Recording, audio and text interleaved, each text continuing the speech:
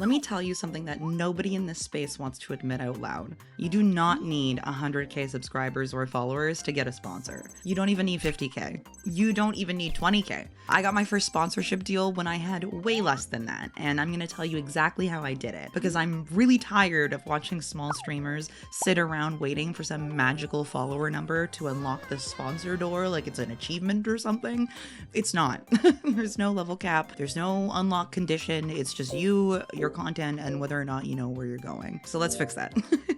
Hoi hoi, it's me, Eggie, the apiest and most opinionated anti-idol squid girl in the sea. And today we're talking about sponsorships, specifically how to actually get them when you're small, what brands are genuinely looking for, and the exact process that I use to pitch myself. Before anyone in the comments comes for me, also, yes, I do have real sponsorships. I'm with GamerSups, Waifu Wix, Zephyr Arcade, Stormforge Technology, B-Plan, use code SUCKEGG at all of those, by the way, get 10% off, etc., etc. I've done this multiple times at multiple follower accounts, so when I tell you that this works, I'm not just pulling it out of thin air, I promise. But a quick word from our sponsor before we dive in. Shout out to our sponsor, GamerSups, because I will not stop talking about them. I will not shut up about them. Listen, I used to drink so much Monster that I'm pretty sure my blood type is just a mango loco, okay? That is not the life. GamerSups, though, said, what if we gave you that the same amount of energy, but didn't destroy your body while you did it? Zero sugar, zero crash, actual vitamins, and the flavors go absolutely insane. And my personal hack is to throw it in a soda stream and carbonate it. It's amazing. Suddenly you're fancy and caffeinated. Go figure. Use code SUCKEGG at checkout for 10% off too, and support the channel at the same time as getting hydrated. The link is in the description, or you can use the QR code right here. Go get it! The first thing we need to address is the way you're thinking about this, because I guarantee you that most of you have the wrong idea about what a sponsorship actually is. A sponsorship isn't a reward for progress. It's not something that you earn after hitting a milestone. It's a business transaction between two parties who both get something out of the situation. The brand gets exposure for whatever they're promoting, and you get money, the product, or both. That's it. That's the whole thing. So when you're sitting there saying, oh, I could never get sponsored, I only have, let's say, 1,000 followers, you're thinking about it like it's, like I said, a reward for progress. It's not something that you can gain just for hitting a milestone.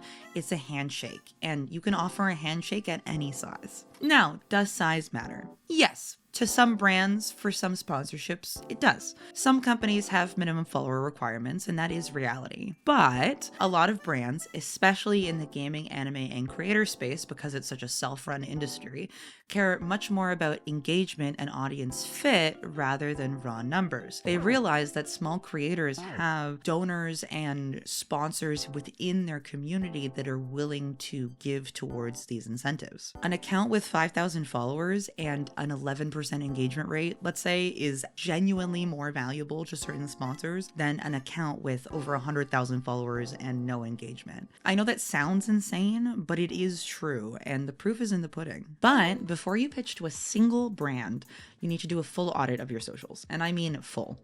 Look at your pages the way a stranger would. Better yet, look at the way a marketing manager at a company would, like you're at a job and you are the person hiring yourself. Because here's what's happening on the other end. Someone at some brand who's probably super overworked, has a million tabs open, works at a call center, whatever, is going to click your link and spend about 30 seconds on your page and make a decision within that time. You need to make those 30 seconds count. Here's what they're looking for. 1.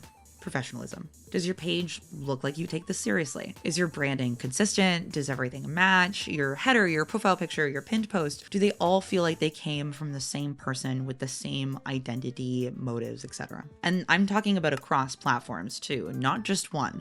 So if you're doing one type of content on one platform and one type of content on the other, there should be some way to bridge that gap. If your Twitter header is from a million years ago and your profile picture is super blurry and your pinned post is something sad about not having any viewers, we have a lot of work to do.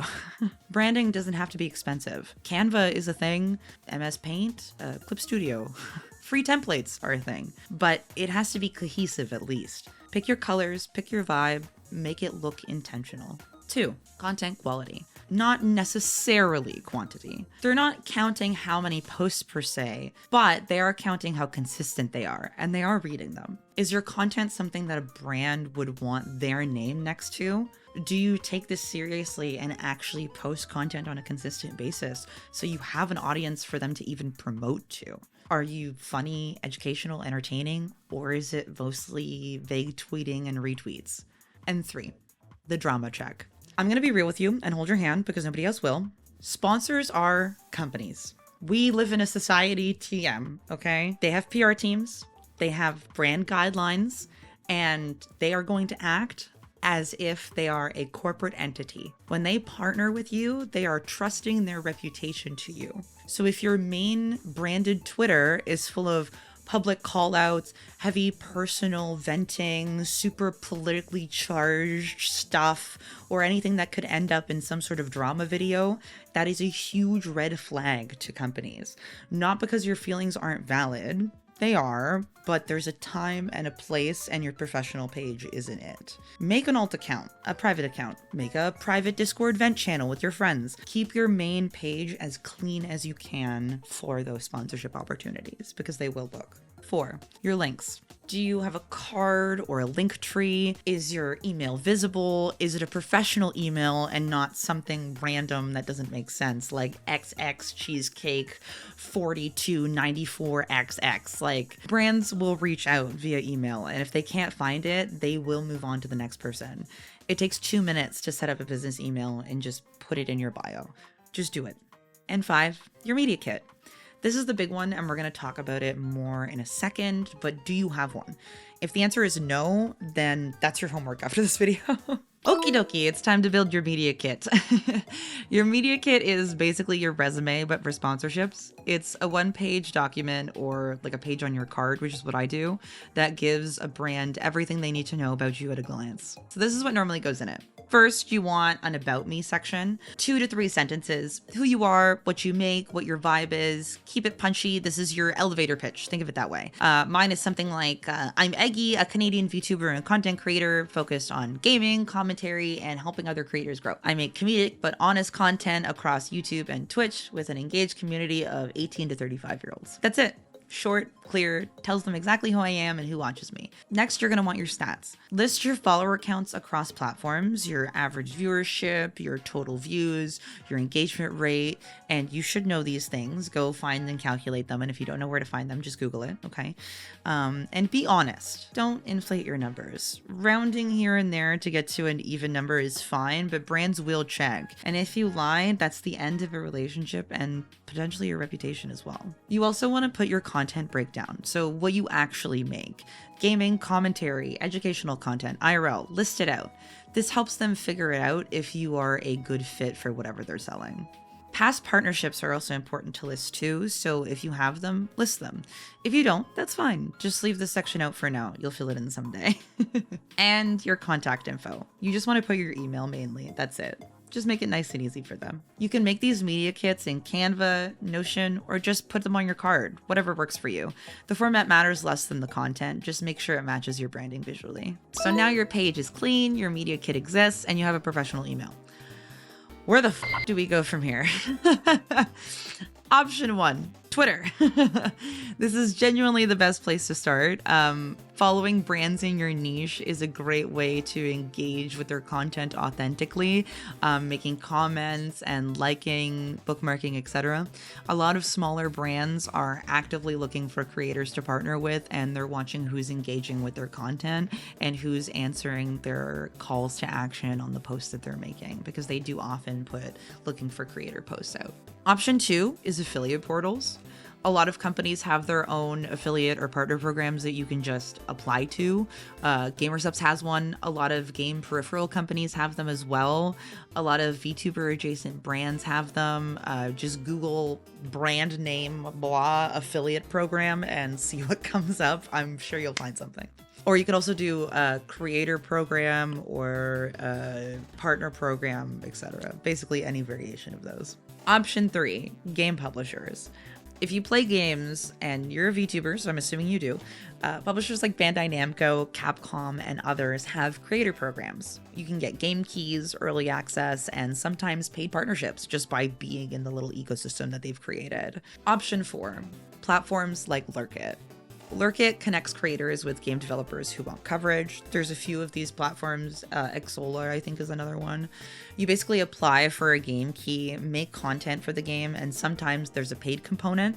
It's really good for building your portfolio of brands that you've worked with, even if it's not necessarily like a huge brand deal. And option 5, just cold DM. Yeah, just DM or email them. We're going to talk about how to in a second, but that's honestly how I got a lot of my partnerships. And this is the part that everyone is afraid of. And I do not understand why, because the worst they could say is no. And no is not the end of the world. You can just apply later.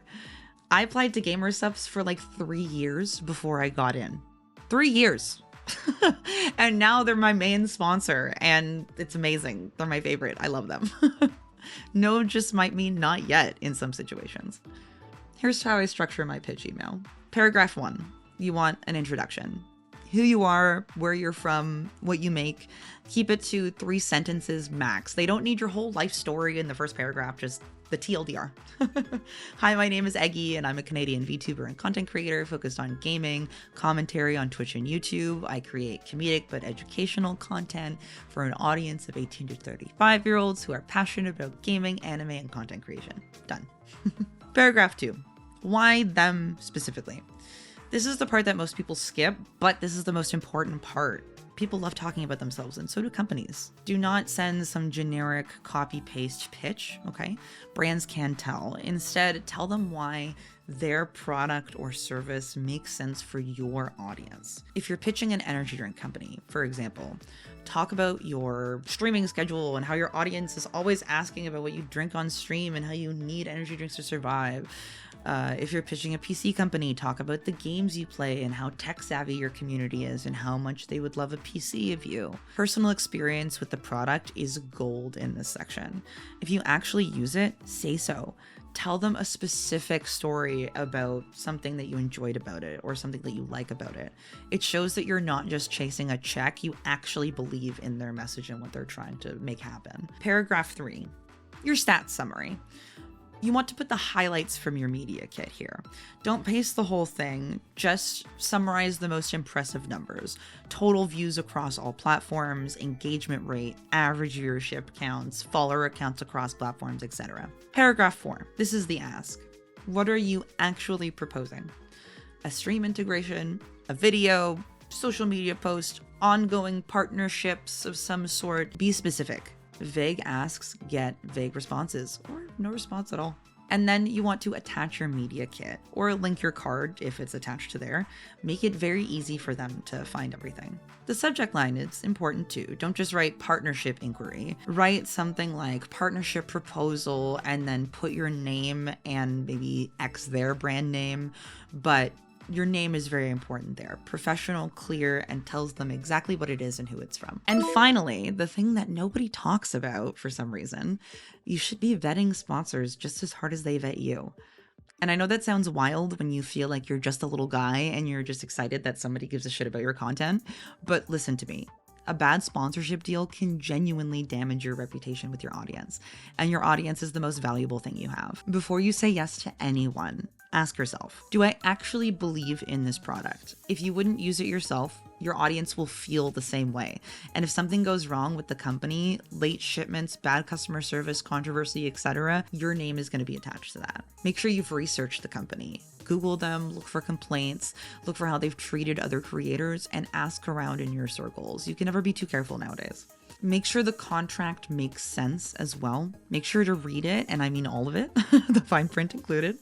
If there's something that you don't understand, just ask. And if they don't let you ask questions, that's a huge red flag.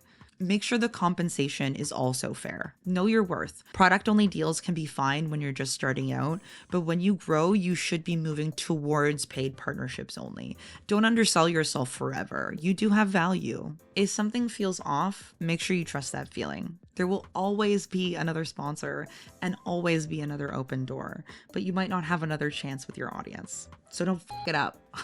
Okay, so let's recap because I know that was a lot of stuff and your brain is probably a little bit cooked.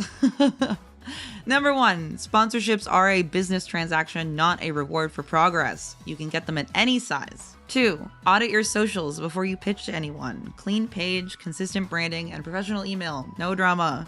3, build a media kit. It doesn't have to be fancy, it just has to exist. 4, find brands through Twitter, affiliate portals, publisher programs, and yes, just sending people cold DMs. 5, your pitch email needs a personal touch. Tell them why and why you specifically. Generic pitches usually get ignored. 6, vet your sponsors.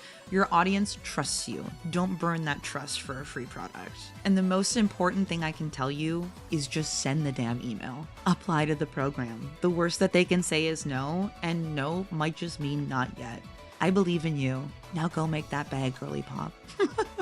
And if this helped you, make sure you can like, subscribe, and turn on notifications, all of those things. And if you end up landing a sponsorship because of this video, please tell me in the comments because I will be so happy and it will genuinely make my entire week. I will see you guys in the next video. Bye-bye!